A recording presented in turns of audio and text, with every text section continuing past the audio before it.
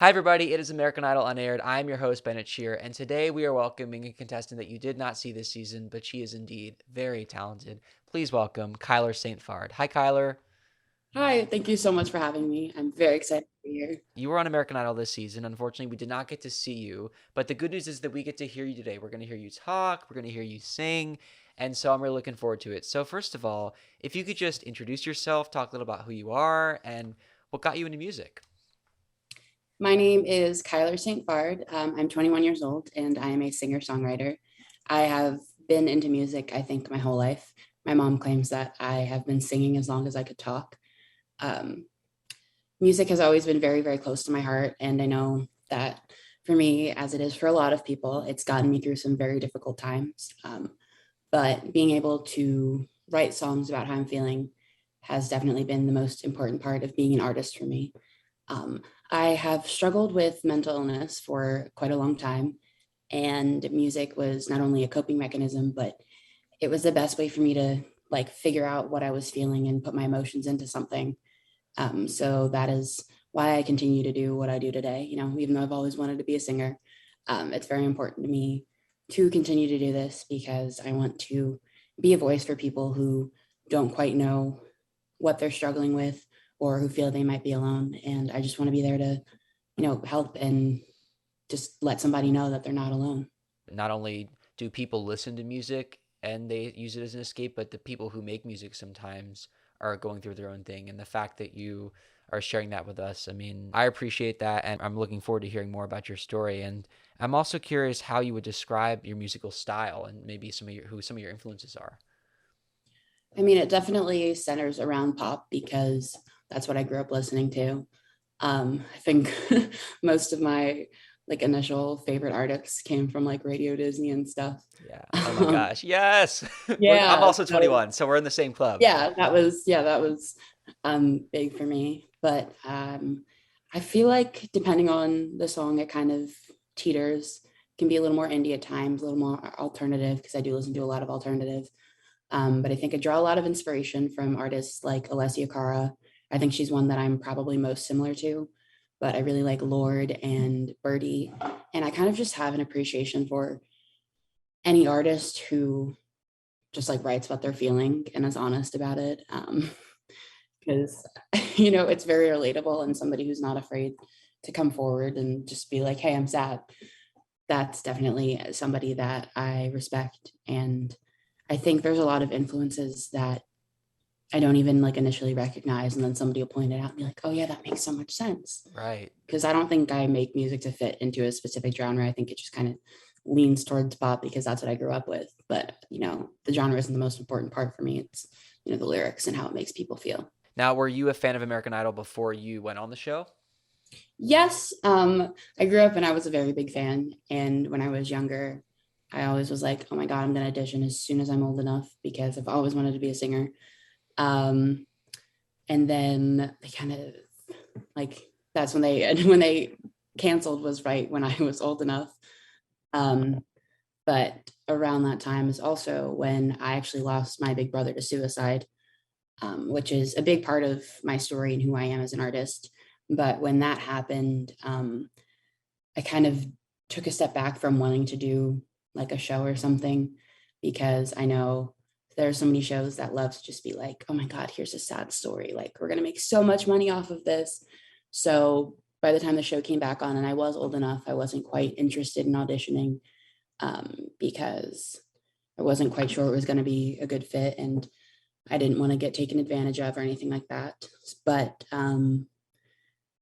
like for that same reason, I also couldn't watch the show as much as I did when I was younger because I'd be watching and I'd be like, oh, this looks so fun and exciting. And like, I want to do this. And I also know that it's not everything that you're seeing on TV. And there's a lot of stuff that goes into it. And it's not just like you get to walk up and then suddenly you're singing in front of full theaters. So, um, but my parents kept watching it and I watched a little bit of like the 2020 season and saw some of that. There were a lot of people who were on that season that, I follow now and I'm like, they're great and they're awesome. But last season, like the 2021 season, I had a friend who I knew from the internet who was auditioning. So I was like, okay, I'm going to watch it. and I started watching because of her. But she, like me, never got aired, even though she made it through to Hollywood Week. I think she made it to the duet round too. But by the time that she was like, "Sorry, they're not airing me," um, and I got sent home at this point in time. By then, I was already so invested in so many people that I was like, "Okay, I have to keep watching." So I watched like every episode of the 2021 season, even though I had no idea that I was going to be auditioning the next season. And I loved last season. Like, it was so fun, and there were so many very talented people. And I was definitely a big Hunter Metz fan. I think more than Mm-hmm. anyone else, specifically it was him. So I was like, I gotta keep Yes. watching this. So I definitely got very into it. The season leading up to this one, which was like just a weird coincidence because, again, I wasn't initially planning on auditioning. Now, did you try yourself to audition, or were you approached by the show for this season? I did have a casting agent reach out to me. And how it happened was kind of weird, and I almost said random, but it's actually kind of the exact opposite of random. I feel like everything like perfectly lined up for me to do it, which is part of why I said yes. But I'm a big fan of the singer Lennon Stella, Mm. and her mom actually does casting for the show and America's Got Talent. But in addition to that, her mom lost her brother a few years ago to suicide as well. Mm. And we were kind of having a discussion about that. And then she had gone on my page and seen some of my videos and was like, "This might be a weird time to ask, but would you want to do an audition for American Idol?" And I think if literally anybody else had asked me, if any other person who did casting from the show had reached out, I'd be like, "No, thank you." But because it was her, I was like, you know what, I just might. And at the same time that that happened, I started having issues and doubts about my current manager that I had. And, I was starting to realize that the path I wanted to follow wasn't quite gonna work out. So I was like, okay, like maybe I will, open my mind to this and go down this direction. So I decided to do it. She told me it was going to be a Zoom audition, and she set it up for me. I didn't have to do much. I didn't have to like initially I didn't have to register and fill out a bunch of information or anything. She asked me and I said yes. So they picked a date and then they brought me in front of producers. They called it an industry audition. So I didn't go right in front of the executives. I went in front of some other producers first, but it was just, like me put through right away to like 6 or 7 producers. And then I told them my story and sang them some songs. And then they sent me to the executives. It actually took a little while to get me in front of the executive producers just because like dates kept shifting and stuff. But it was so funny because after all of those like weeks and weeks of like, oh, this isn't going to work out, but we'll do it then. When I did an audition for the executive producers, it was so quick. Like I sang, they're like, "Yes, so we want you to go on the show." Wow. I was like, "Oh wow, that was so simple and easy." What songs did you sing in the initial rounds? I sang some originals, and then I also sang an Alessia Cara song. I think I Cool. sang "Growing Pains." Good one. Um, so I always it's always weird asking like were you nervous because I feel like the obvious answer would be yes, but I'm sure there was also some excitement. So like what was the feeling like when you got in front of the producers for the first time? It was honestly just weird because I still wasn't fully in it yet. Like I still wasn't sure of how I was feeling, so I was just like, "All right, I'm gonna go and I'm gonna do my thing." And I actually thought I wouldn't be too nervous, but then there were definitely parts of me that were like, "Oh, like you got to stress out a bit about this because these are industry people, and you got to." So that I was a little nervous, but definitely not as nervous as I think most people would be because I still wasn't at that point in time fully convinced of it yet. And it still took me a little bit before I was completely on board with the idea of it. Like I fully wanted to do it.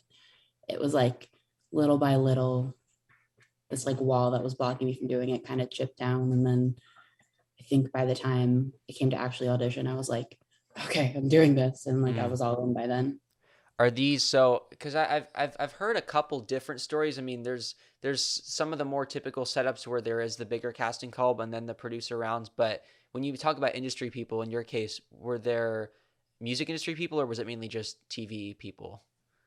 I'm trying to remember who all was there in that first one. I mean, for the most part, they were like TV producers, but a lot of them were like talent producers. So they've seen a lot of people. And yeah, I mean, the first round of producers, I think, were more like on the music side of, music television. Like, even though they were TV people, they were more, I think, looking for the music aspect of it. But then it came to the executive producers, and those guys were definitely more, on the TV side of it, which they scare me. I think I don't know if they initially. I don't even remember if they scared me initially. Um, but like after a while, I was like, oh, they're kind of terrifying. And what city did they send you to for the judges? They sent me to Nashville. Cool. I actually was hoping for LA because LA is like where I want to be and I want to move there one day. Mm-hmm. But I'd never been to Nashville, so I was very excited. I'm not a fan of country music at all, actually. But I also know that there's plenty of like non-country artists in Nashville. But I think part of the reason I couldn't live there is because there's like always country music playing, and I'm Yeah. not a country music person. But it's a wonderful, beautiful city, and there's so much talent. There was this cool restaurant that was like right around the corner from my hotel, and they had fantastic food. And then they had a girl singing there the first night we went, and I was like, she's so good. Like, she's so good. And then we go somewhere else and there's somebody else singing. I'm like, everybody here is so talented. So you get to Nashville, and as listeners know by now, you're usually there for several days if you're not lucky enough to be one of the contestants who goes on day one. But in your case, when did you get to perform for the judges? I was day 3 out of 4 for auditions. So we got there on a Friday and we had like a big Zoom call where everybody who was auditioning over days 3 and 4 talked, and they told us the deal. And then Saturday we did a bunch of filming. And that was like our first day in our audition outfits. I actually did have this jacket. So, I got to give a little shout out to Dragon Denim because she made this super cool jacket for me, and I wanted to audition with it because it's super cool. But yeah, it's multiple days in the same clothes. And the first day was just lots of like background filming. The judges weren't even in that day. We just did all of our stories and stuff. But while we were waiting around, we got to like make friends and stuff.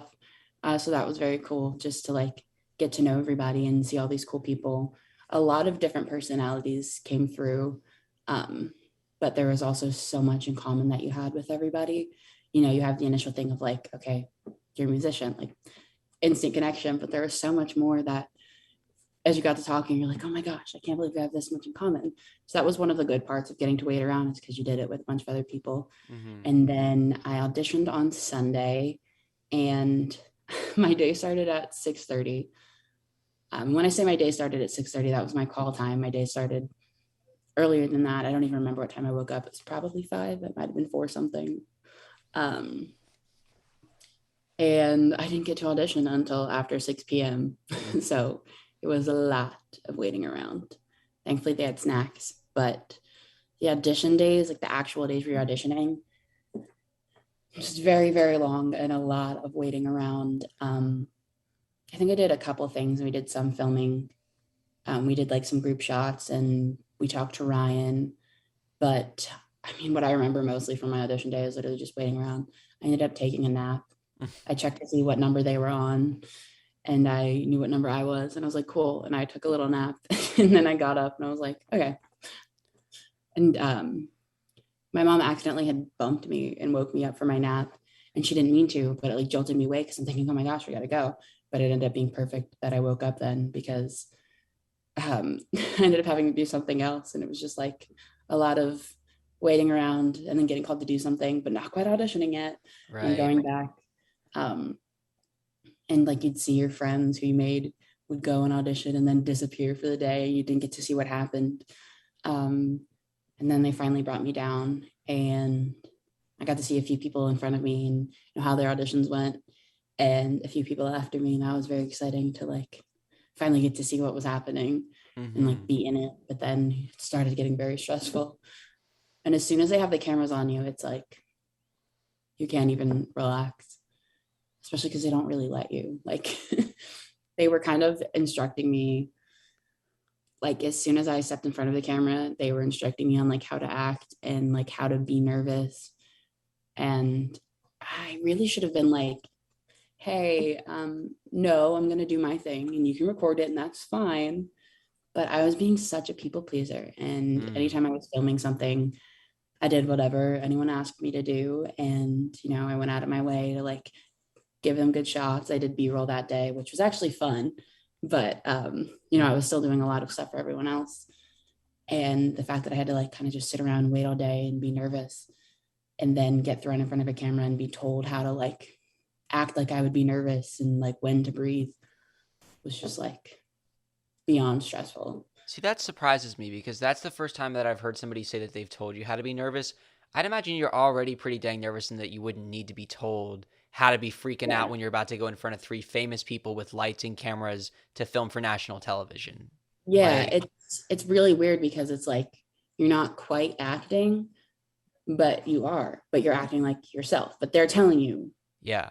how your character would be, but your character's you. Like it's very confusing. And if I were on an actual like scripted television show, it would have been so much easier Yeah.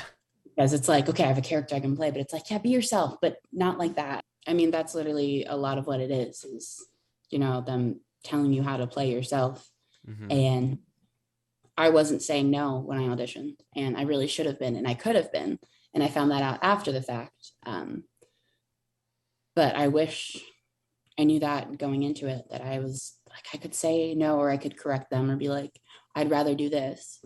Hmm. Um, but, I think the producers, specifically like the ones who are in charge of getting the shots and stuff, some of them, I think, and they're really good people, but I think they tend to forget that a lot of us are just kids and young adults who, want to be singers. I'm like, we're not getting paid to do this. Hmm.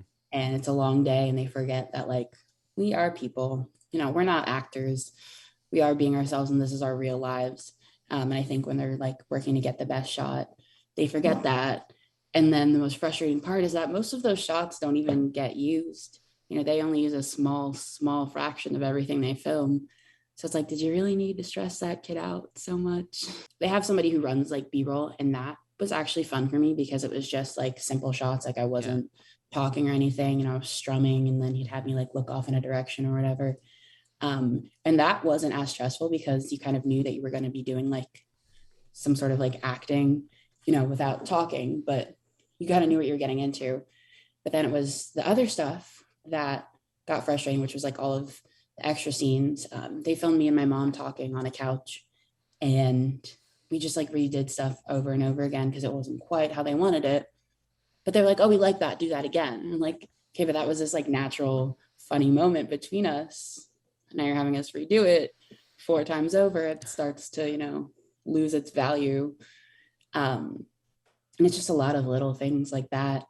And when it's supposed to be like you, in your story and your journey on the show, it can be very confusing when somebody's telling you how to play you. Mm. Um, and that's, I think, what contributes to just how emotionally exhausting the audition process is. And I don't even think too many people realize that that gets to them. Like I said, if it was a scripted TV show, I would have been so fine. Like, would have been completely fine taking directions and acting. But it's like, yeah, be you, just be yourself. And that's how they'll start off. They're like, just be yourself. And then they'll be like, can you do that a little differently? Or like, yeah, can you say that again, but like this?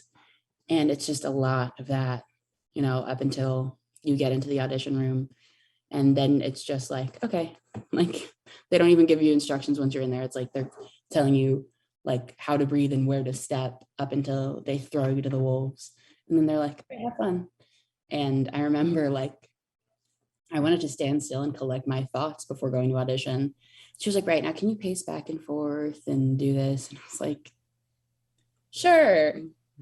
And then by the time I went in, I was like, I can't even think straight. Like, I don't even know where my head is right now because up until 2 seconds ago, I was being instructed on like every little step. And I can't even, like, I'm really glad that I was able to collect myself and sing. And like, I got it together only because I had practiced. But if I hadn't, I would have completely like forgot what I was doing Hmm. because I kind of just ran on muscle memory at that point because my brain was not in the headspace that it needed to be for that audition. Right. Oh, I do want to get to what happened when you actually got into the room, but I also wanted to ask because you mentioned you got to film with Ryan, so I'm curious what that was like. So it was weird because Ryan was only there for a few hours out of the day.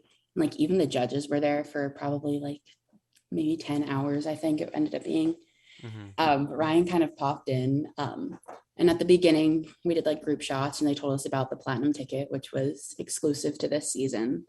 And then they pulled people up like one by one to talk to Ryan and made it seem like that was your like pre-audition interview.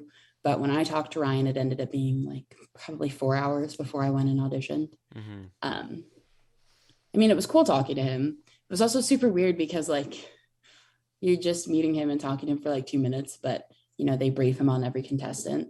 So it's like, okay, he knows your whole life story, but you're just seeing him now. And then he kind of just poofed and disappeared after being there a few hours.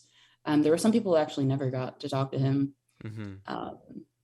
But yeah, he just came in for a few hours and, you know, talked to a bunch of contestants, but not right before they auditioned.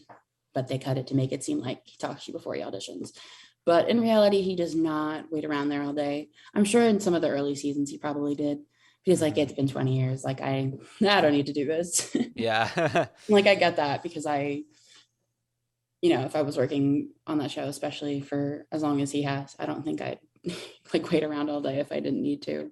Obviously, it was a long time before you actually went into the judge room, but let's get back to going into the judge room after you've essentially been told how to act, nervous, whatever.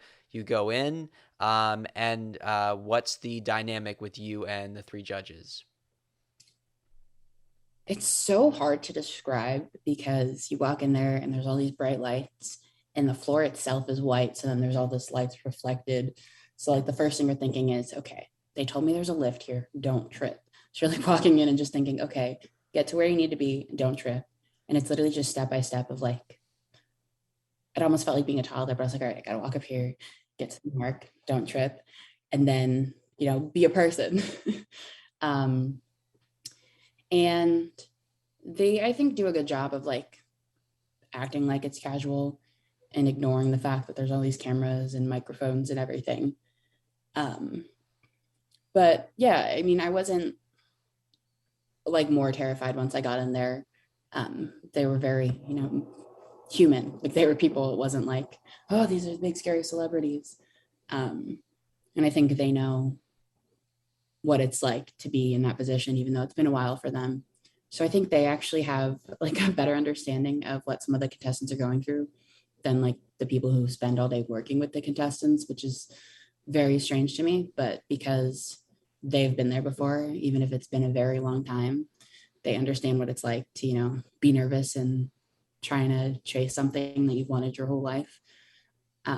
So they asked me who I was and, you know, my musical journey and stuff.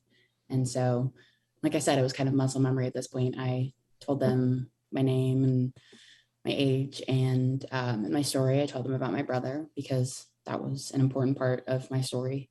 And I sang an original song, which it's actually a song I wrote when I was 12, which was before my brother died. But it was when I was kind of at my worst dealing with my depression before I knew what it was.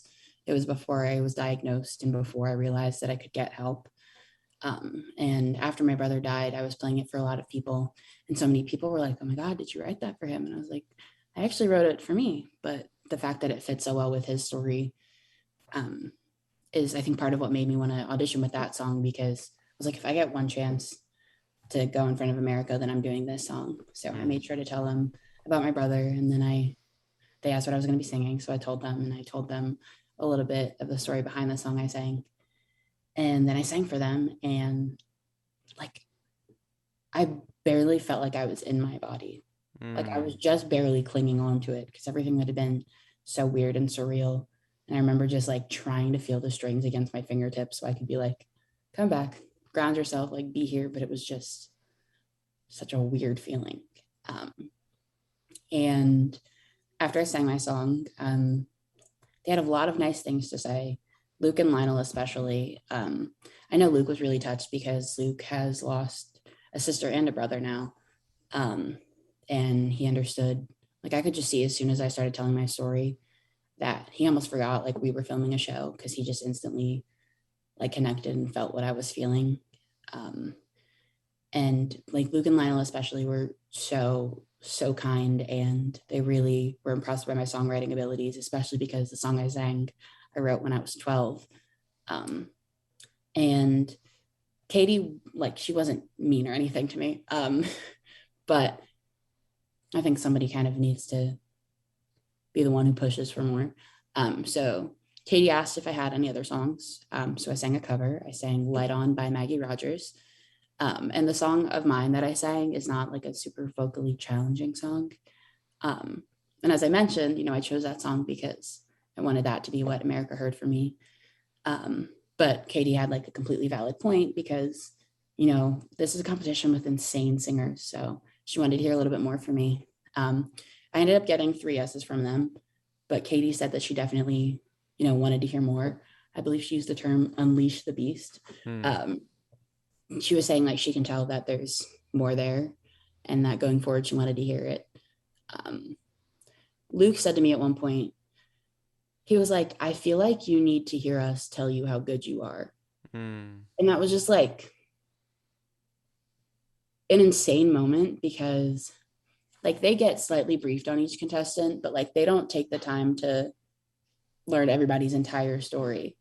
They get like a few notes that tell them what questions to ask so you can have the opportunity to tell them yourself. But like they don't take the time to like learn everybody's entire life story and all of their insecurities. So it was crazy because like in 5 minutes they kind of picked me apart, and like even though I was not doing the show because I wanted validation or because I needed celebrities to tell me I was good, there are moments like almost every day of my life up until recently where I'm just like, I don't know if I'm anything special or if I'm good. Like, I think up until this experience, I really thought that I was just, an above average singer, but like nothing insanely special compared to other singers. I thought what made me special was my songwriting and my storytelling, but they told me that like my voice itself was very, very good. Um, like Luke started off by saying it sounded like, a studio recording was coming through the speakers. And then he literally sat down and was like, I feel like you need to hear us tell you how good you are. And I was like, oh, that was really insane because you just climbed inside my brain and picked it apart. And we're like, yeah. Um, and Lionel almost made me cry in there, but I needed to like get through it. But he said to me, he was like, when you come into a place like this, you're going to hear a lot of really talented people and big voices. And you're going to think, oh, I need to be more like that. He was like, you know what, you need to stop and you need to just don't listen to anybody else. Because he was like, because you're enough. You were born enough. And he said that to me. And I was just like I just froze and my whole system started to shut down. I was like, oh, I'm still on camera. I got to get through the rest of this. So, like I said, they all told me yes. And so I went and I got my ticket. Lionel said that he loved me as I was leaving. And I was like, walking out with a smile on my face, but I'm like, everything was just building up. And I was like, I am going to have a breakdown soon. And I stepped outside and I was like, okay, I need to cry. um, and then I did not get a moment to myself because, you step out and they want to get your initial reaction right away. So they came out and everyone was so excited. I showed my ticket. Initially, like my mom was just over the moon and I was already so overwhelmed. And my mom doesn't usually behave like that. So that was super strange. But then they started asking me questions and like throwing things at me. And I think they, were just anticipating me being really, really excited. But so much had happened throughout the day that just brought up so many emotions. And I had gone over my story a million times that day. And I spent so much time talking about my brother. And then, with what Luke and Lionel had said to me, that brought up even more emotions. And in the moment, like I couldn't even be excited that I got a golden ticket. Um, and it's not like I walked in like, yeah, I'm definitely going to get one, but I wasn't really worried about it. I think it's because like I figured if I didn't get the golden ticket, like then that was meant to happen anyway. Um, and that wasn't anything I was ever worried about, was whether or not I would get a golden ticket. Like I wasn't concerned about that. But to them, that was like the biggest thing. And they're like, oh my God, you're going to Hollywood. You got a golden ticket. And I was just trying so hard not to completely lose it. Mm. And I'm very proud of myself because I didn't snap at anybody. But like after the fact, looking back at it, I'm thinking like, wow, I very much could have like bit somebody's head off. But I was so like overwhelmed. They were asking me like, well, how would your brother feel about this? Like, would he be proud? And like that was a point in time where I'm really proud of myself that I did not snap at Right. anybody. Yeah. But in my Yeah. head, I'm like, it doesn't matter. He's not here. Like, you want me to be excited about a shiny piece of cardboard. Mm-hmm. But, I spent the whole day talking about my dead brother who, would want this from me more than anyone. And he's not here. He's not here to celebrate it with me. And so, like, in the moment, it didn't even matter. And I was like, I need to be done. So I wanted that to be done. I said what I needed to say. Mm-hmm. Um, and it's like that it feels like it's such a dumb question to me because like would he be proud? Obviously he'd be proud. Like everyone, people I don't even know were proud of me for getting a golden ticket. Mm-hmm. Like that's kind of an obvious thing. Sure, I'm sure he would be, but he's not here right now. So, I'm not excited about this because it would make my brother proud. I'm just hurt that he's not here and that, I don't get to share this with somebody who really would have wanted it for me. Yeah. And um, as soon as they cut the cameras and like he had to put our masks back on, I was like, I have to go to the bathroom. And I was lying. I did not have to go to the bathroom. I went in the bathroom, went in the farthest stall, locked myself in there, sat on the floor, and just sobbed. And it was barely 2 minutes before the person who was kind of escorting us around had sent my mom in to get me because he couldn't come in. She was like, you okay? And I was like, obviously not. I'm sobbing on the bathroom floor right now. But this poor guy, he was just doing his job because, for the crew, they just tell them what to do and then they're supposed to do it. So he was told to like take me to my next interview or whatever. And I was not like, once I started crying, I was done for the night. I was like, there's no way I can do this. And, they want to get emotion out of you and they want to have good stuff to see on television. But I was not what anyone wanted to see on television because I wasn't reacting how they expected me to. Like if they had told me no and I was crying like that, then they would have loved to have it on camera. But Mm-hmm. they wanted me to be like, oh my God, I'm going to Hollywood. Ah. And I was just like, I'm gonna cry myself to sleep. Mm. So I said that I was like, I can't do it. I was like, you know what? If you need more from us, I'll come back in the morning tomorrow and I'll do it again. But like once I started crying, I realized I just needed to get it out of my system. And I could Mm-hmm. tell that I was going to be okay. And like I wasn't going to keep feeling like that, but I really just needed to get it out because it had been a long day and so much had built up. And so I thought that was honestly really amusing to me. Like after the fact that I was like, I'm the only person I know who would have like a mental breakdown after getting a golden ticket and like be upset.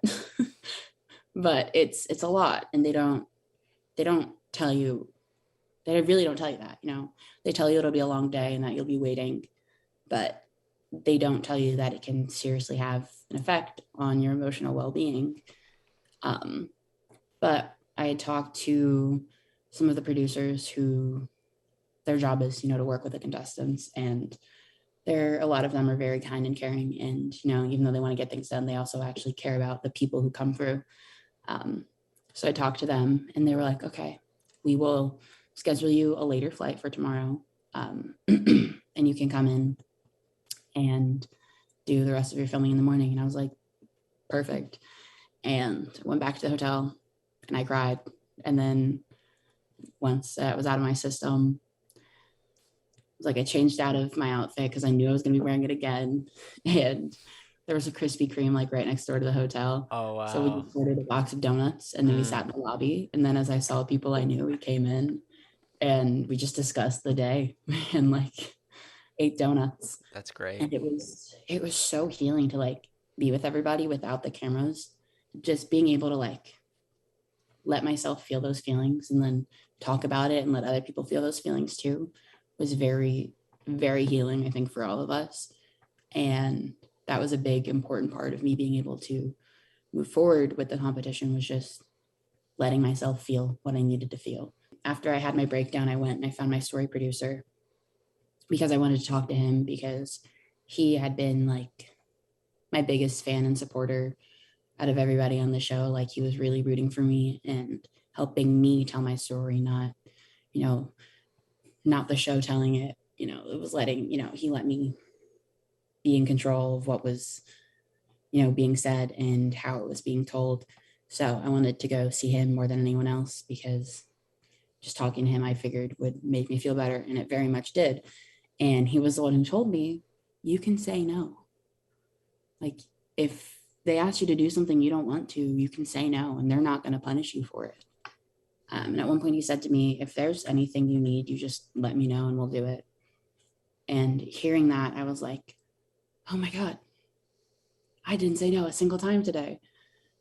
And it was like this whole revelation of like, oh my God, like I came on the show and I forgot how to stand up for myself. Hmm. That's not something I'm usually bad at, but like you just get taken so off guard that you forget like you're a person and you can say things. Um, so I made a vow to myself that, if I continued on and I went to Hollywood Week, that I would not only stand up for myself, but, I would be there for my fellow contestants and pass on the knowledge that my story producer passed on to me of you can say no. And if they want you to say something that isn't quite true, you can correct them and lead them in the right direction. And as soon as I started doing that, they followed along. Like they weren't fighting me on it. If I was just like, oh, that's not quite right. It's more like this, then they'd be like, okay. And then they'd run with that. And that was just a really big thing, hearing it from somebody on the show that I could tell them no. And, It's you can be who you are. And that was just huge for me and made it a lot easier for me to continue on with the competition. it's a different world when you're out in Hollywood or even, well, I guess in your case, Nashville. But I think, it makes sense that maybe how you would normally behave in the sense of being able to stand up for yourself when there's cameras and you're going to be on television, like you're entering this different world with this huge opportunity. And I think that it makes sense that you kind of forget who you are in the process, but it's about if you can find who you are before you leave, and you did. And I would guess that's something that you're proud of, is no matter how far you made it, you did find yourself Yes. very quickly.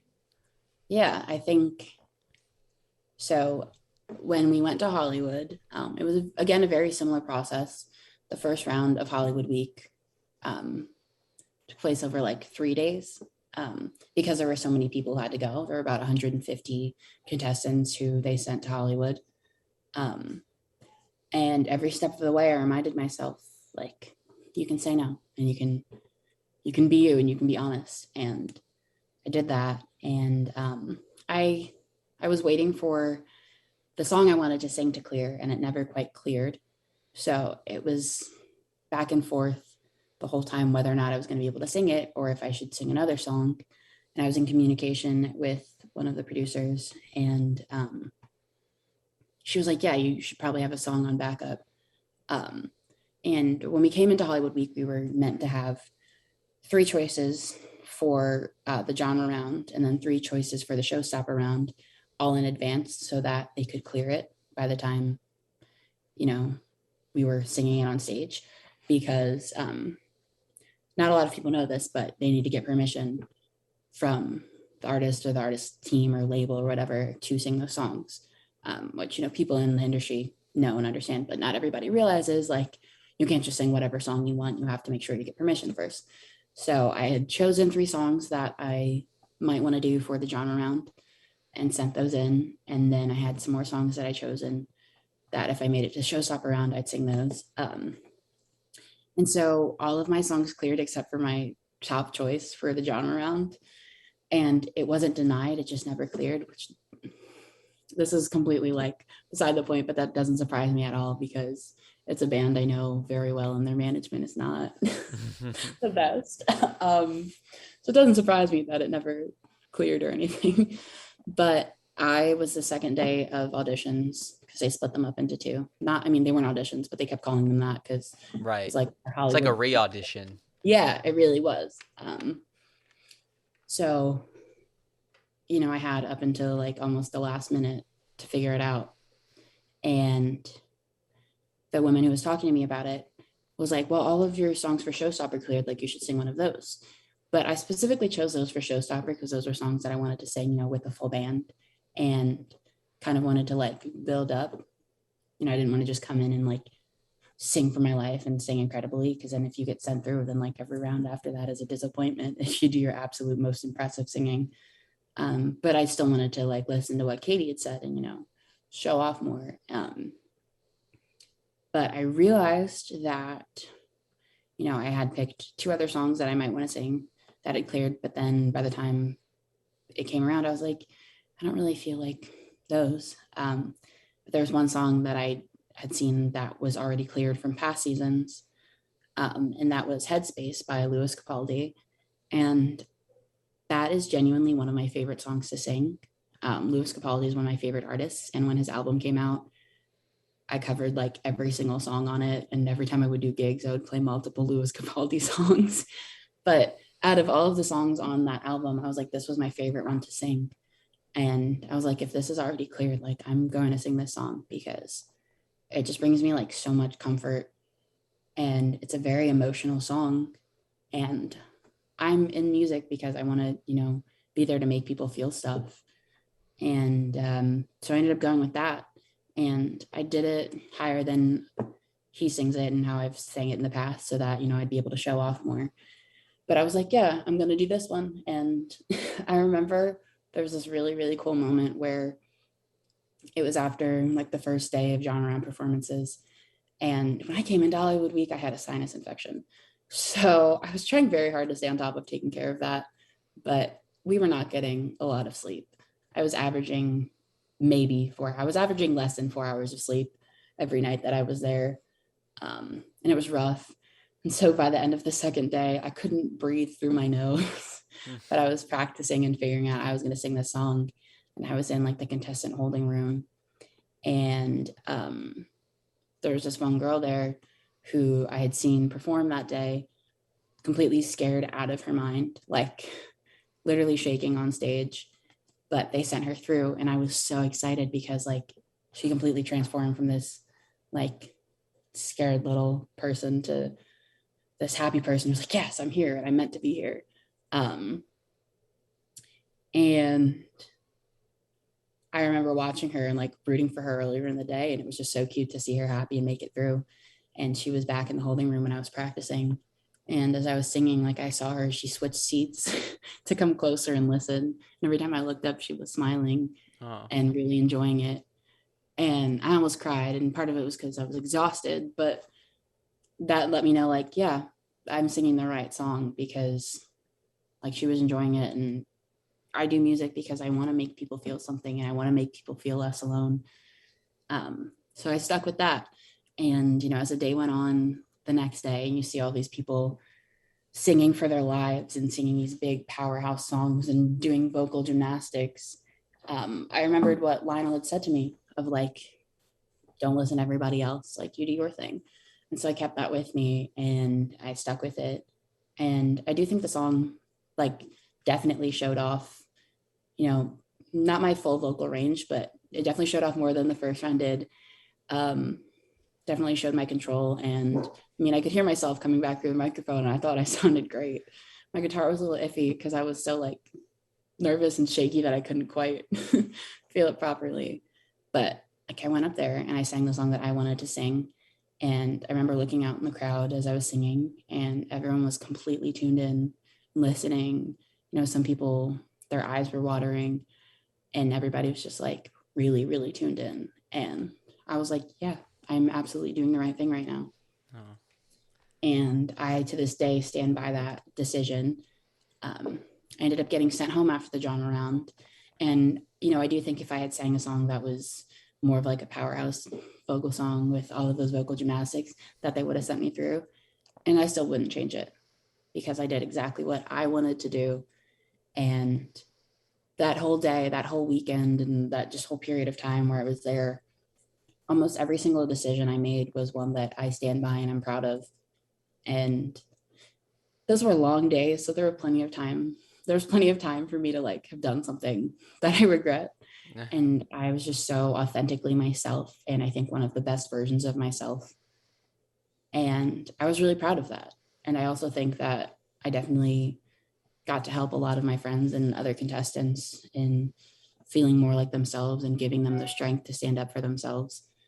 And that also felt really strong. And I made a really, really, really strong connection with so many people.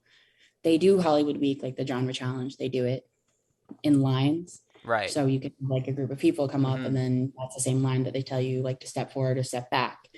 And because they do those lines, you get put with those people from as soon as you start filming all the way to when you get sent through or sent home. So I had gotten really, really close with the people in my line, and two of them ended up making it to the live shows. That was Sir Blake and Lady K. I was in their line, Oh wow. and um, everybody in that line, because we spent so much time together, emotions were bound to come out. There were very long days and late nights. We were all just like, we just got so close so quickly. It was very emotional. Even before they like sent anybody home, a lot of the boys were crying, and they were like, I wasn't good enough, like I'm not getting sent Oh. through. And I was like, you need to be so proud of what you just did because you're incredible. And like, it was just very, very emotional, but we all got very, very close. And I still talk to almost all of them. um, and like right before we went out to get told our fates, we kind of circled up and had a pep talk. And me and Lady K were both like hyping everybody up, and like she was very much like fully hyping us up and pumping us up, and I was kind of taking the more emotional aspect of it. But basically both of us kind of had the same sentiment of like, you need to be proud of what you did, like no matter what happens, whether they send you through or not, you need to be proud of what you did. And there are so many talented people that you've seen go home today. So if you get sent home, that doesn't mean you're not talented, and you need to go and you need to be proud. You need to walk up with your head held high, because we did something that was not easy today. And I remember when I stepped off stage after performing, I said to the camera, I'm proud of what I did. And then after they told me I was going home, they had another interview. And at that point, I was getting very emotional because I was just thinking about all of my friends and, watching some people get sent home and other people get sent through. I was getting emotional and I was tearing up a bit. But um, but even then I was like, I am proud of what I did and I wouldn't change a thing. And to this day, I still stand by that. And I really am proud of myself and how I, really just became who I needed to be in that moment.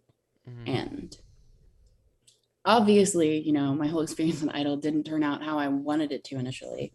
I came into this and I did this show because I wanted a chance to tell my story with the world. And, I was thinking after Hollywood Week, I was like, as long as they air me, like this was all worth it. And then they didn't. And it was honestly weeks and weeks of like struggling with that, because I had spent so much time just thinking about it and worrying about it and picturing how it might work out. And I mean, it took me a while to like just let it sink in that I spent all of this time doing something for one goal that didn't come.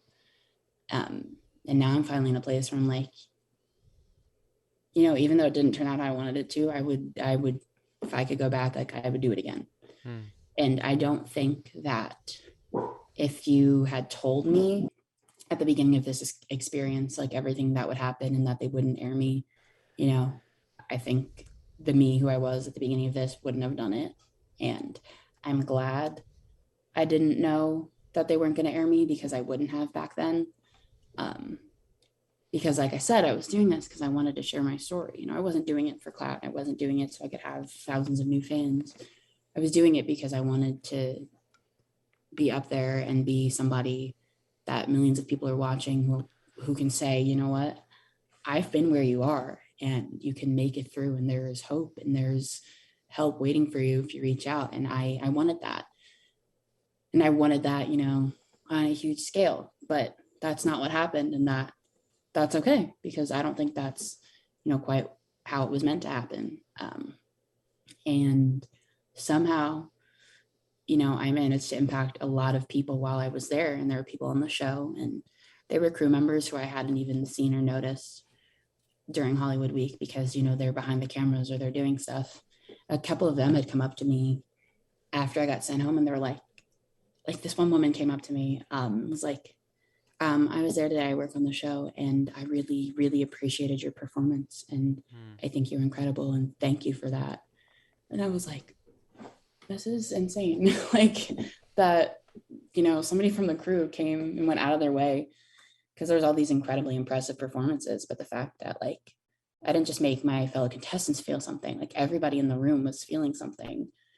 And that was what was most important to me. And on top of that, like I have just made so many incredible friends that I would literally never trade for the world. And so, because of all that and where I am now, like I would absolutely not take a single thing back. And I don't think that, if you had told me a year ago all of this, like, it wouldn't have been the same because I am genuinely, a different person after all of this. And it's not a huge difference, but I'm now a person who trusts myself and I believe in myself and I'm proud of myself and my decisions. And that's not something I've had most of my life. I spent so much time doubting and questioning myself. And, if nothing else, this experience gave me that. Like it gave me the chance to fight for myself and realize that I'm the only one who can make the right decisions for me. And I will definitely carry that with me for the rest of my life. And everything I step into going forward, I'm going to hold on to that. Look at what this experience did for you without you even getting aired. That's all I have to say. I mean, I have a couple of thoughts just, but along that sentiment because, I know, I mean, I think it, there's no arguing with the fact that it sucks to not get aired, but I think it's so important for people to hear your story that you not just the story of your life, but the fact that you wanted to go on American Idol not just because you wanted to become a pop star, but because you had a message. Because it's important for people to know that there are genuinely human beings who desire more than just fame and fortune. You don't just want to be recognized for your singing talent. You want to make an impact on other people and you want to be a messenger. If I'm that's what I think is that you want people to understand from what you've been through that they can look at that and say, well, if I'm going through something, I can go and get the help that I need. And that's such a bigger part of who you are as an artist and as a human being. And then as far as the impact you made, it's like you may not have gotten the chance to let viewers at home see you, but all of those contestants, all of those crew members. I mean, you mentioned I gotta ask. I think I know who you were talking about. Was it? I don't know if you would remember this, but the girl you mentioned that was really shy, who the judges put through, and then she watched you. I don't know if you would know, but was that Kelsey Dolan? Yes, it was. Because we all watched her, and I was rooting for her, and I was sad she didn't make it farther because I thought she could have gone farther. But you know, Yeah. I figured, anyone who'd watched the show would realize it was her. It was. And she was exactly as terrified in real life as she appeared to be on the show. Like, yeah, I remember watching the episode and my mom being like, she wasn't actually. My dad's like, yeah, she couldn't have possibly. And I was like, no, she really was. And, but she sounded so good and everyone was rooting for her so hard.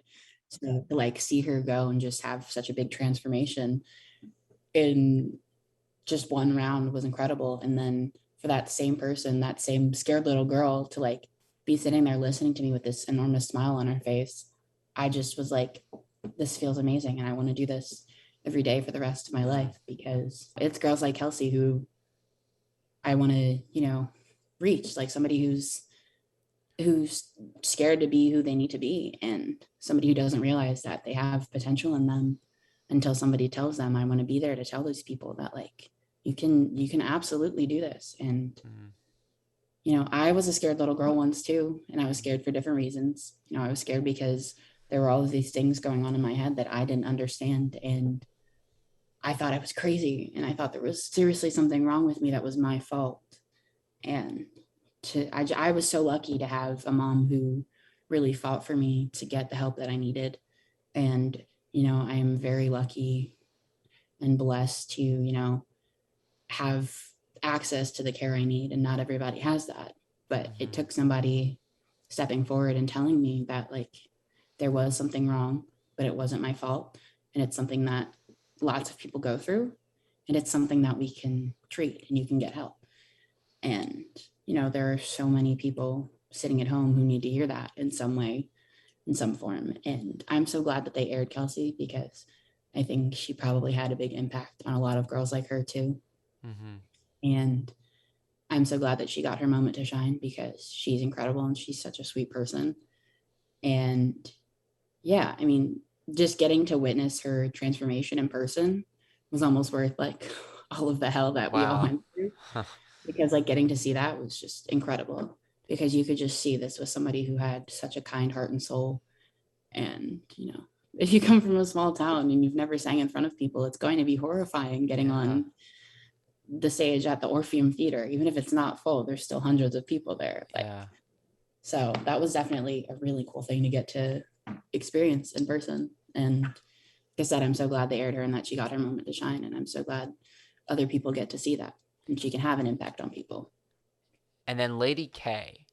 Mhm. I love Lady K. I love her voice. I love her personality. I think she's a star, but I also adore her as a human being. I don't know if you remember watching the audition where she wrote individual letters for each of the judges, and you could see that she was so grateful to each of them. And then hearing you share that story about how you and Lady K were leaders for your line and genre challenge, I feel like her heart really came through to the viewers at home, and then hearing you talk about her, she sounds also just like a gem of a person. Yeah. What's crazy is that the whole time we were together, we never discussed, our stories. We had Yeah. like hinted to it, but like I did not realize until her audition aired that she had also lost her brother to suicide. And I remember watching and I was like, how did I not? Like we spent so much time together and we spent a lot of time getting emotional together, but that never even came up. But like she's a very strong person, not just because she's, been through hell and made it through, but like she's a strong person because she is a leader and she has the strength to tell people that, they need to believe in themselves and they need to be proud of themselves. And it was incredible, like getting to just be with the group of people I was with. Um, I remember Blake was actually crying after his John Around performance, and he was so sure he was going home. And I remember when they sent him through, like I legitimately almost started crying. And I remember they told us we couldn't hug anybody, like when we were up in our line.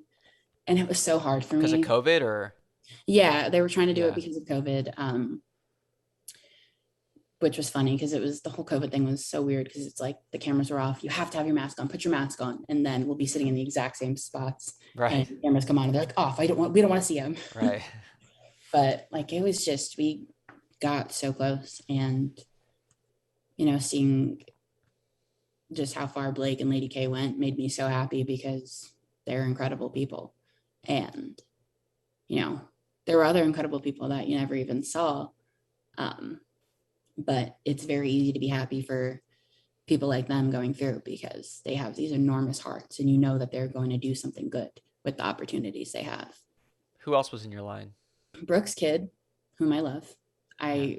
I adore him. There was a kid named Miles. I think other than maybe a couple seconds, he didn't get much screen time. Hazy, who him and Blake were like Tweedledee and Tweedledum. It was so funny. They did some shots with like the two of them together because the whole time over the course of like 3 days, they were like messing with each other. And then this kid, Jack Rickards. Yeah, like we hung out for days on end and we were like joking around and we'd like be fake judgy of other lines, not when they were singing, but Right. be like, whatever, we're way cooler than them. Like, Ah. and it was really cool because it was like this little group that kind of became a family. And just getting to see some of those people, like Brooks having his story aired, Mhm. that made me very happy. And he's a very sweet kid and he's been running with it. He's doing stuff, in his hometown and in his state. It seems like every weekend. And I love that for him. And I'm so excited. And he's really such a sweetheart. I remember at one point we were sitting down and he leans forward and he's like, if any of us get sent home, I'm literally not going to stop crying ever. And I had Oh. to be like, I'm like, I don't want to say this, but like some of us are getting sent home. Like they're not going to send all 7 of us through. I had to like, I was like, I don't want to be the one to say it, but like you have Right. to mentally prepare yourself. Like it's, Yeah. but we all like made a pact, like we're gonna stay in touch and we do. And we're all really supportive of each other. And it's great. And I got really lucky to be placed with such incredible people. And, like I said, just seeing Blake and Lady K get their moments and get a chance to shine for everybody.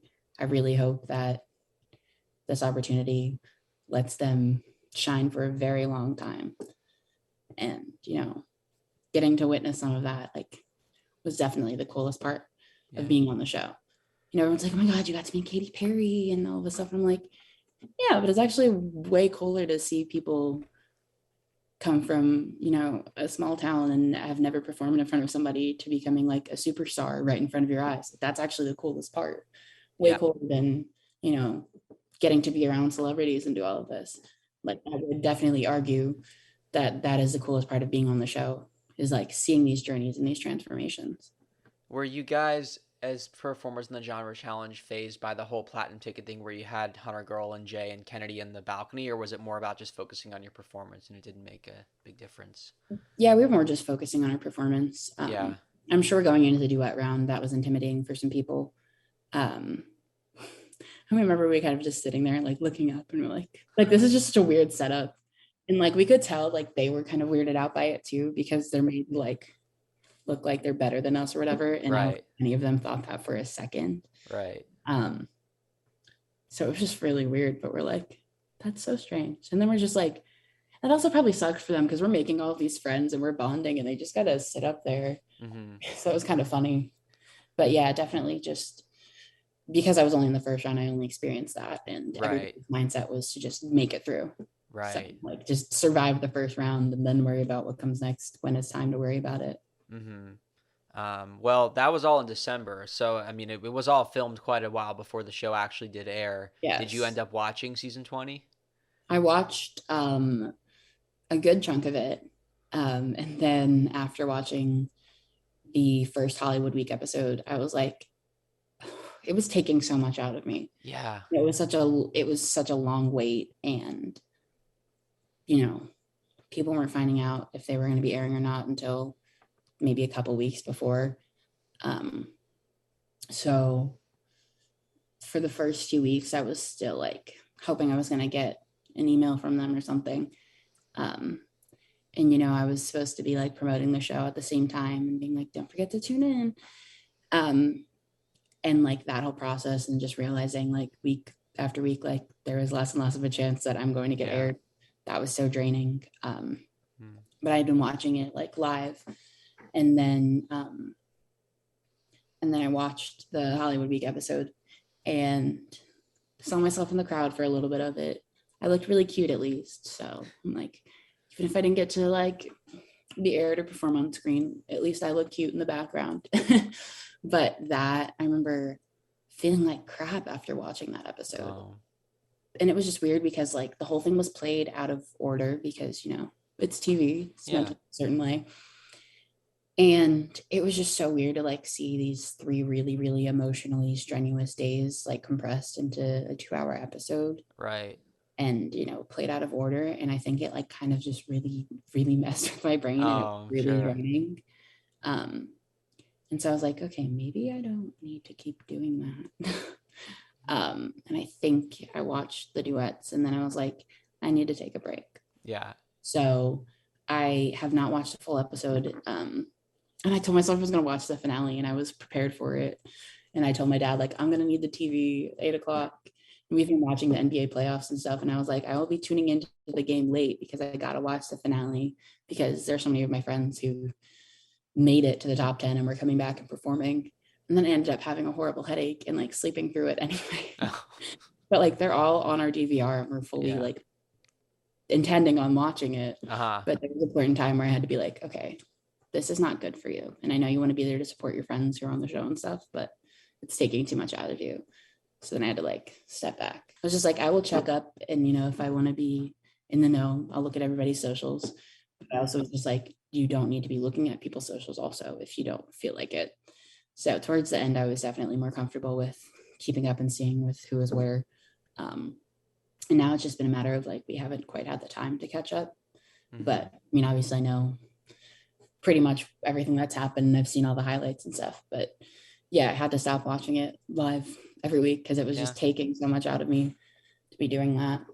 That's so important to admit that, because I think that just because you are a part of it, it doesn't mean that you shouldn't stop taking care of yourself. Because I think probably the biggest takeaway from this conversation is that you didn't lose yourself in the process, and even if you momentarily got lost in the TV world, you found yourself again, and as you came back home, you had to kind of be like, okay, it's time to kind of check in with myself and be like, how am I going to readjust to normal life, and Yeah. does still being with that other world that I was a part of, is that good for me? Maybe not. um I did mean to ask, if it's totally random, but did they have you filming any of the mentor packages, or were you part of the pre-genre challenge alumni mentoring things, or? Yeah, so I actually got to have a lot of time with Jordan Sparks. Oh. Um, and like they didn't put me like in front of the camera one on one with her. And what's funny is um, one of the producers was doing like another interview with me and was like, oh, well, I guess you didn't get to talk to Jordan. And I was like, we were outside for 6 hours yesterday. And like, just because I wasn't, in front of a camera with her doesn't Right. mean I didn't get the You chance got to. more out of it. Yeah, I really did because I didn't have to worry about it. So like I didn't sing for her or anything, but she told us that she had actually watched all of our like audition videos. And I was like, oh, that's horrifying. But like she came in and already knew about us all. Wow. And what's funny is several of the people that they had like sing for her didn't even get aired. And I was like, this is crazy. Like, Yeah. why? But Jordan Sparks, I think, was no, not I think. She was the first pop singer I ever saw that looked like me. Mm. And I was like 6, I think, when she won. And I was watching, and I don't remember obviously the whole season because I was little and like memory probably wasn't the best when I was 6, but I do remember like watching her. And I think she, I'm getting emotional again. Oh, I think she is, one of the reasons that I never questioned whether or not I could do this. Um, and when I was that age, I wasn't aware of like racism and, how things can impact people. And I wasn't even aware that I was experiencing racism in my own community. Um, and because she came up there when I was so young, like I saw somebody who looked like me. And I was like, hell yeah, I can do this. Yeah. And I remember as soon as I got the chance to, I told her that. And both of us were like watering up. And she's like, no, I'm Oh, gonna cry. And I was like, no, because I can't. that's And just like getting to amazing. meet her was so incredible.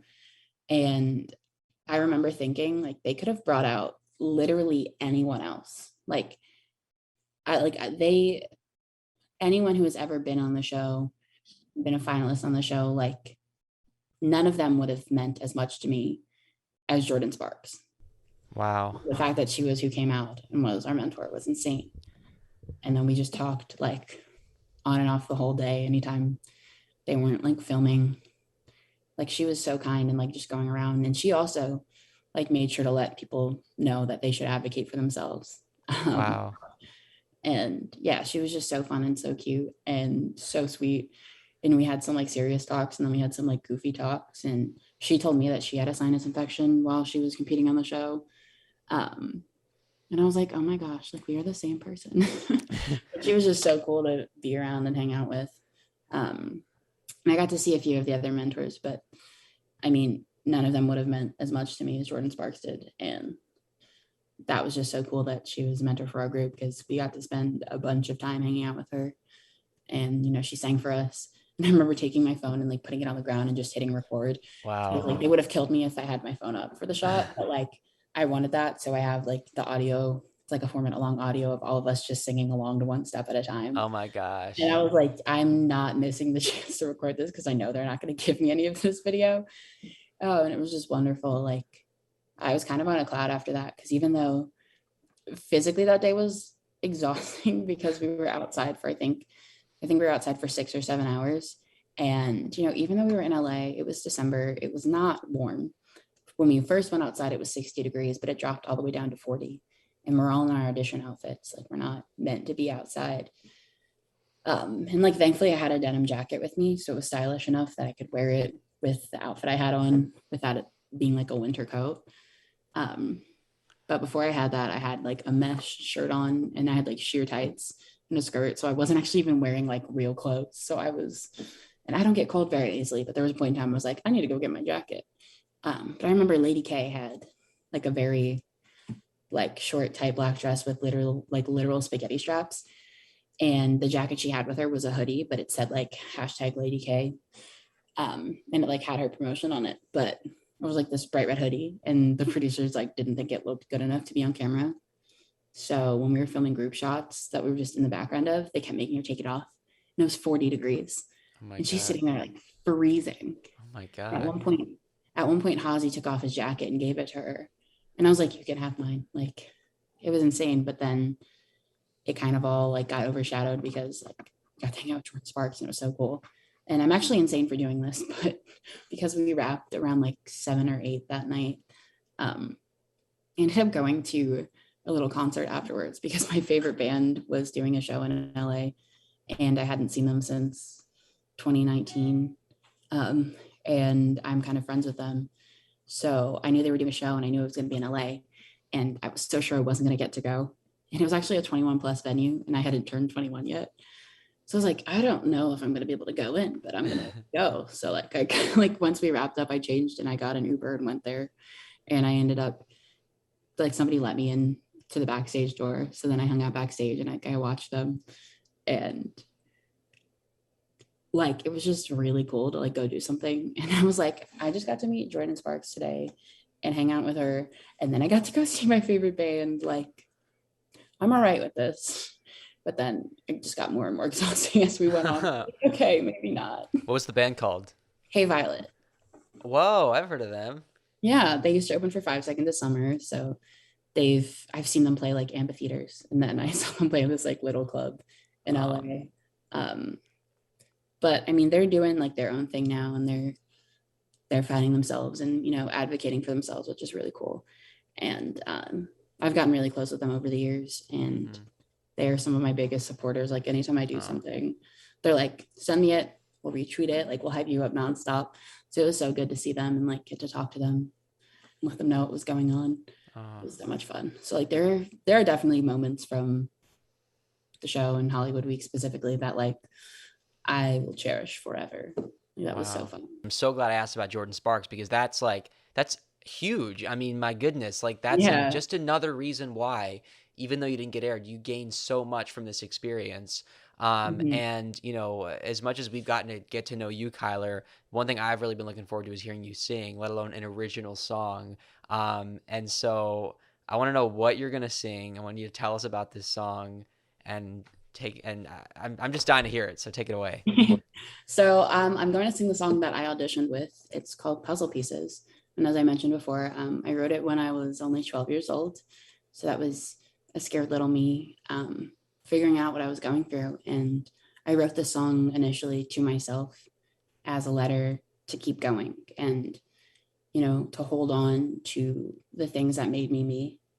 And Puzzle Pieces is kind of a metaphor, like your life is a puzzle and all of your pieces are, you know, the things that make you who you are, the things you like and the people you love and stuff like that. And I kind of used that puzzle metaphor as a way to represent how it felt to be struggling with depression and like losing interest in the things that made you happy. And it just kind of was like, it felt like I was falling apart, but I knew that I was going to come back together at some point. Yeah, so this is Puzzle Pieces.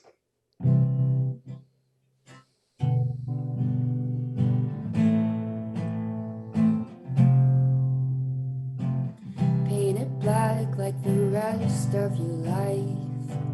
Scars and bruises, don't know where to hide.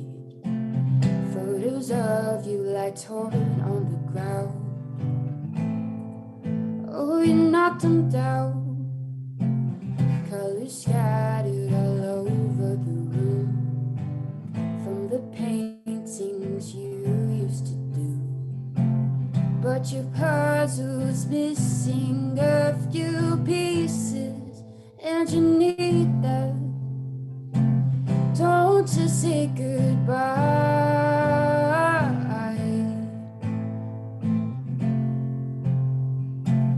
You are more than just alive. Please don't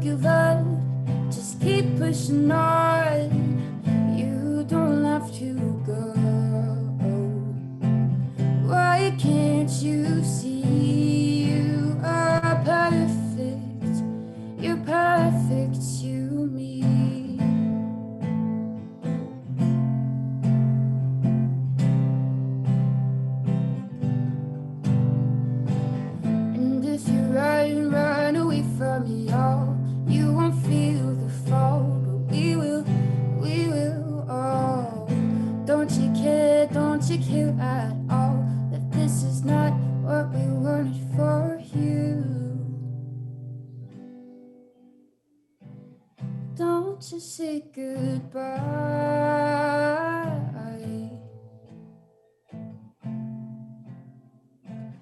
You are more than just alive. Please don't give up. Just keep pushing on. You don't have to go. Why can't you see you are perfect? You're perfect to me. Yay. Oh my God, you're Thank so you. special. Thank you Oh so my much. gosh, that's so moving. Wow. Oh my goodness. So, 12 years old and you wrote yeah, that that's song. exactly what I went in and I played for the judges. Wow. And I'm sure that they were just as blown away as I was. And I mean, so you write that song at 12 and I'm sure it carries you and it's amazing that, despite going through hard times for you to be able to write that for yourself and to be able to tell yourself to keep going. I'm sure it takes a lot of courage to kind of dig deep and say I can get better, I think. Yeah, I mean, when I was at that point, I didn't really have anybody else to tell me that. And I knew that there was part of me that wanted to keep going and to be something. And I think, that little spark was enough to keep me going and keep me pushing. And this song was like, it's not the first song I've ever written. I wrote plenty of bad ones when I was younger, but this was the first song that really felt like something to me. And one of the coolest things is that I actually got to play this song for my brother before he passed away. And I remember I was in my living room with my mom and my brother and like gave them a little concert because there were like 2 or 3 songs that I had written. And I was like, okay, like these are songs that I wrote and I finished and I want you to hear them. And there's a video that my brother had that he put on his Snapchat. And the caption of it is like, she's going to be my family's, like my parents' retirement plan. And we knew it existed. And for the longest time, we couldn't find it. And then my mom was going through pictures and videos so we could send them in for Idol to use if they wanted to. And she found it. And I was like, oh my Wow. God. Like, so that was the coolest thing. And there's so many songs that I've written since my brother passed away that I'm like, he'll never get to hear this. But the fact that Puzzle Pieces, which, really feels like one of my most special songs, is one you got to hear, that's just really incredible to me. And, I don't know if you believe in God or anything, but for me, I think one thing that keeps me believing that there's something bigger than myself is the fact that there are so many things that have happened along the way that have come out of really terrible things. And, it's like, show me there's always a light at the end of the tunnel. And anytime that I want to just stop believing and I want to give up and be mad and not believe in a God and hate the universe, like something always happens that like pulls me back and makes me think like, wow, there's really something greater than us that's looking out for us. And I don't think I'll ever be able to stop believing it even if I wanted to, because there's so many crazy things that happen. And like that video existing and knowing that I got to play that song for my brother is one really huge thing for me, because my family actually started a charity after my brother passed away. And we're like a mental health charity. We're called Be the Light Foundation. We were initially called Fly High Kobe, but after my brother passed away, all of his classmates wrote notes down of like their favorite memories with him. And there was this consistent theme of people describing him as being a light. So we wanted the charity to focus more on that and not just him as a person, but more, who he was and what he was about. So, we do a lot of advocating for mental health resources. And actually, my mom just back in September opened up a teen center in our town where kids can just come and hang out and just be themselves and feel safe. They can do homework, they can play games. We have plenty of arts and crafts going. And we also provide, resources and connections if anyone needs them. But it's just a place to go to, be yourself and be safe. Um, and when we started the foundation, Puzzle Pieces was like kind of just very representative of what we were fighting for. And, it's always been my mom's favorite song. And every time I played it after my brother passed away, everyone was so touched by it. Um, so that song is like the one that I will go to when I need to represent, who I am and what I'm fighting for as an artist. And so the fact that that is one of maybe 3 songs of mine that my brother's gotten to hear is just really, really special to me. And I'm so glad that I have like the video evidence to prove it. So that's something that is really special to me and I'm always going to cherish. Well, the work that you and your family are doing is so important and it's so special. And I think you've been able to continue to find light in ways where you can take your brother's light and just showing people what a life he lived. And I don't know. I don't want to butcher this. All I know is I'm very inspired right now. Thank you. That really means a lot. And I'm glad I'm glad you asked me to come on here because, I'm glad I get the opportunity to talk about everything and be honest with, everything that happened with the show, but also just to share my story with some more people. So, of course, we want to find out what happened on American Idol, but we want to know about the people that were on it. And I think at the end of this, I want people to walk away and think, who's Kyler? Not, what was her involvement of American Idol? I want them to take away that she's this amazing pop star with a purpose, who has this amazing family and this amazing brother whose light is living on forever and ever, and it will always live on. And, through the music that you're writing and performing, people are going to understand what you're here for. And they're going to understand that even in a world that is full of so much darkness, there is light. We can all find that. And I hope that you feel that even with everything that you're going through, that you're able to be that for somebody, because I know you're certainly impacting a lot of people. Thank you very much. That really means a lot. And that's, the one thing that will always keep me going, even on bad days. If I feel like I'm having an impact on even one person, then that's enough for me to keep going. So we could be talking about any TV show, we could be fans of anything, and we're all human beings at the end of the day. That's one thing that we all have in common. That we could have different opinions about who we voted for and who our favorite judge is, but I guarantee that we all can relate to like having a bad day and just wanting to get through life. So it's really important that we are just kind to each other and look out for each other and check in with ourselves and get the help that we need if we need it, right? exactly. That's really all there is to it. Yeah. Well, with that, I just want to let you guys know that if you enjoyed this conversation, you want to check out more of this podcast, you can follow us on Instagram or TikTok at Idle Unaired Podcast. And if you're listening on Apple Podcasts, make sure that you subscribe. Subscribing is something you can do wherever you're listening, on Spotify, iHeartRadio, whatever platform you're on. And you can also rate, leave a review if that's an option. You can also watch these interviews on YouTube. Just type in American Idol Unaired. You'll find all those videos there. And Kyler, I want to give you the chance to promote any music you've got coming out, your social media. Take it away. Yeah, so I actually released my debut single back in February. That is called Here's To, and you can find that on any and all streaming platforms. My Instagram and TikTok are both at Kyler St. Phard, just KYLERSTPHARD. I am working on releasing Puzzle Pieces very soon, so that's going to be my next single released. But for now, I do have one song up. So if you use Spotify, you can go and you can follow me there and listen to it. Apple Music, iTunes, anything that you use, it's out on all platforms. My YouTube channel, you can just look up my name and you'll find me there. I've been posting covers since I was like 14 on there. So if you want to go back into the archives, you can. But I'm going to start posting some new stuff there too as well. And yeah, just everything, you can just type in my name and find me. So thank you so much for having me. Oh, are you kidding? It was such an honor. Kyler, thank you so much. And thank you guys for listening to American Idol Unaired.